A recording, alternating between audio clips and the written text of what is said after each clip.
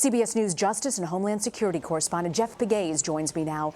Jeff, what's the first priority right now for those investigators on the ground?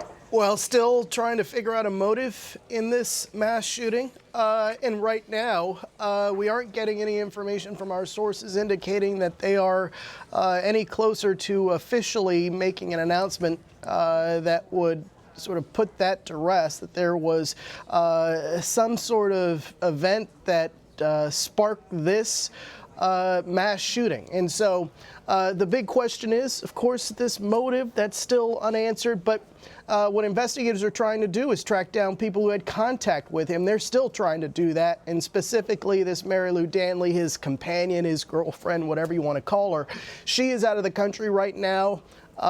We've heard different stories about where she is. You know, at one point we were being told that maybe she was in Japan somewhere, but now we believe, according to our sources, that she is in the Philippines.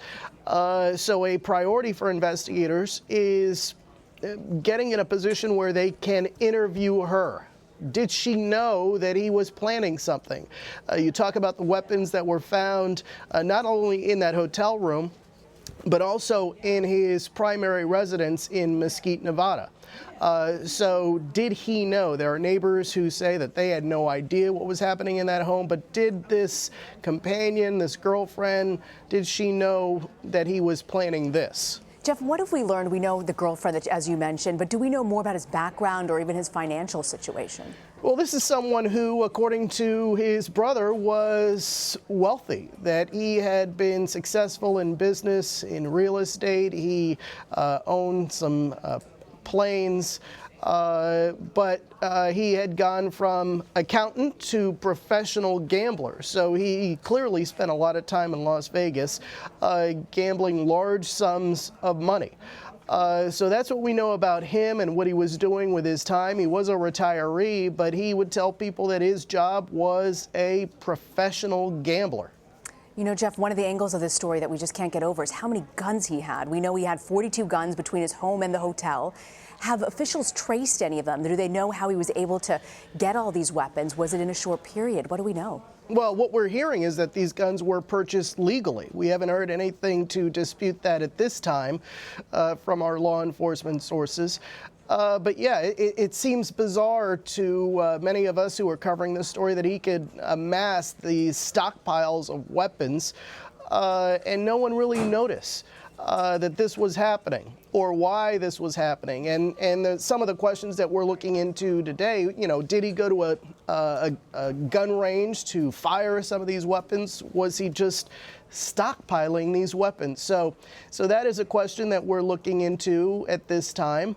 And also, when were these purchases of these weapons made? That could be something that is perhaps an indicator that he had something planned. We just don't know yet. There's still a lot of unanswered questions, but investigators are gathering as much evidence as they can, and this is something that we don't talk about often in relation to this investigation, but they have acknowledged that they have some of his electronic devices.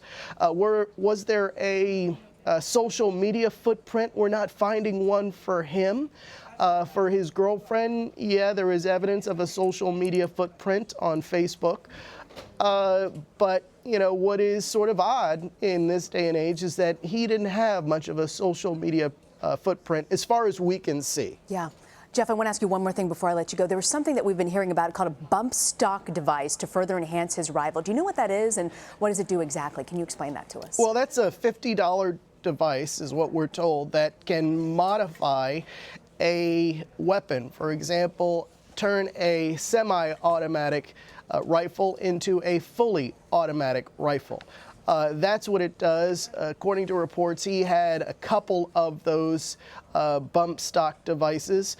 And so that is something else that is certainly pertinent to this investigation when you think about the amount of gunshots coming from that hotel room. And by now we've all heard the rat-tat-tat of the gunfire raining down on that crowd there. And so those types of bump stock devices, they can allow what was a semi-automatic rifle to fire as a fully automatic rifle and fire up to 800 rounds a minute. All right, Jeff Pegues, thanks for explaining this to us, Jeff. Thank you for joining us. My pleasure.